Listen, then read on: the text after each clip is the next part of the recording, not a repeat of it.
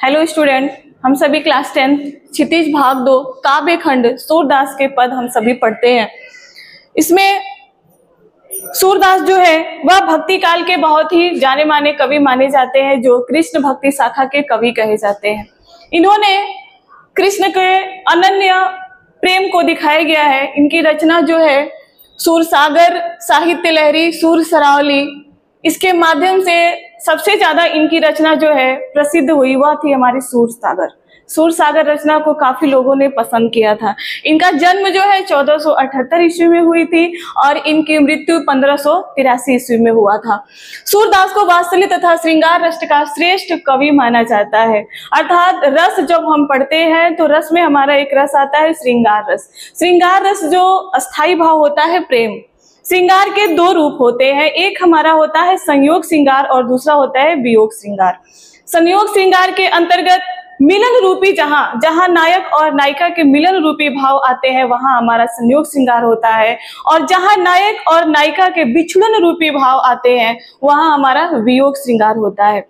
और जहां इसमें संयोग श्रृंगार, वियोग श्रृंगार, इनका प्रयोग जो है कृष्ण और गोपी राधा के मध्य जो है सूरदास ने जो काव्य व्यक्त किया है उसके माध्यम से होता है।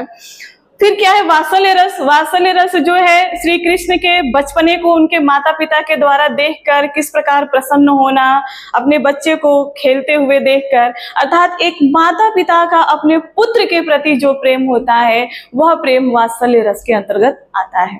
ठीक है, सूरदास ने कृष्ण और गोपियों के प्रेम का वर्णन बहुत ही मर्यादित ढंग से और सरल अपने मर्यादाओं को हद में रखकर समाज के सामने प्रस्तुत किया है।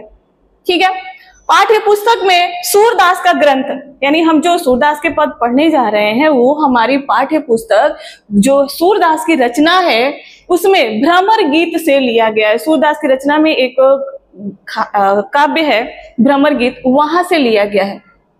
कृष्ण जब मथुरा जाने के बाद स्वयं न लौटकर उद्धव के द्वारा जब योग संदेश भेजते हैं गोपियों को, उस समय जो है उस गतिविधि को यहाँ पे प्रस्तुत किया गया है सूरदास के माध्यम से। क्या कि अब तुम लोग ध्यान अपनी भक्ति में करो और मुझे भुला दो।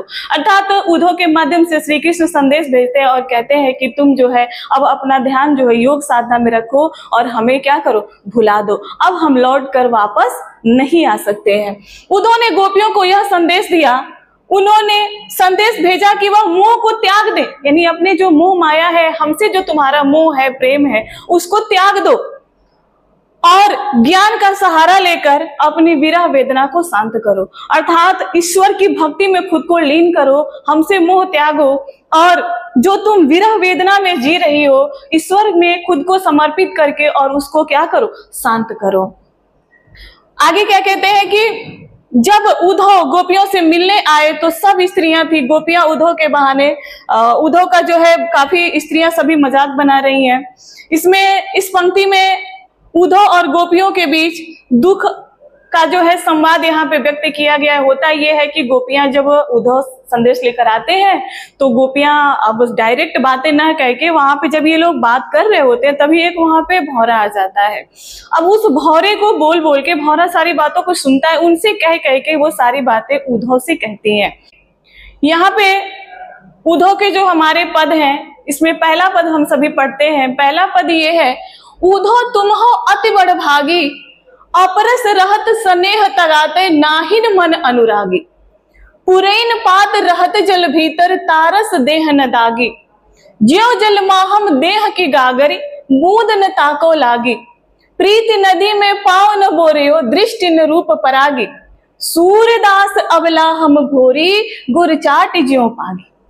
अब यहाँ पे सूरदास गोपियों के माध्यम से ये व्यक्त करते हैं और क्या कहते हैं कि उद्धव, हे उद्धव तुम हो अति बड़ भागी। हे उद्धव तुम बहुत ही भाग्यशाली हो, बहुत ही भाग्य के हो। अपरस रहत स्नेह तगाते, तुम हमेशा कृष्ण के पास में रह के, उनके साथ रह के स्नेह तगाते, यानी स्नेह मतलब उनके प्रेम में, तगा मतलब बंधन, यानी तुम हमेशा कृष्ण के साथ रहकर भी उनके प्रेम के बंधन में नहीं बन सके। नाहिन मन अनुरागी, ना ही तुम्हारे मन में कृष्ण के प्रति जो है प्रेम जागृत हुआ।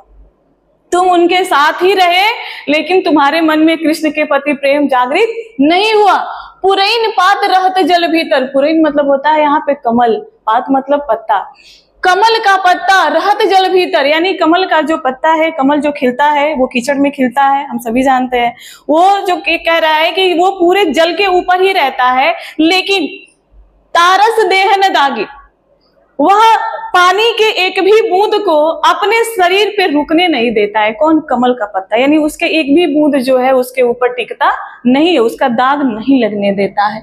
ज्यो जल माहम तेल की गागरी बूंद न ताको लागे, जिस प्रकार, अब यहाँ पे ज्यो का प्रयोग किया गया अर्थात उत्प्रेक्षा अलंकार का प्रयोग किया गया है कि ज्यो जल में अर्थात तेल युक्त, यहाँ पे तेल की गागर, गागर मतलब गगरी, मटका जो है तेल लगा हुआ, तेल में तेल रखा हुआ जो गगरा होता है, गगरी होती है, उसको जो हम पानी में डालते हैं तो ये करे कि ज्यो जल माहम तेल की गागरी बूंद न ताको लागे, यानी जिस प्रकार तेल युक्त गगरी जो होता है जब हम उसको जल में डालते हैं तो उसके ऊपर एक भी पानी की बूंद नहीं लगती है, एक भी बूंद टिकती नहीं है।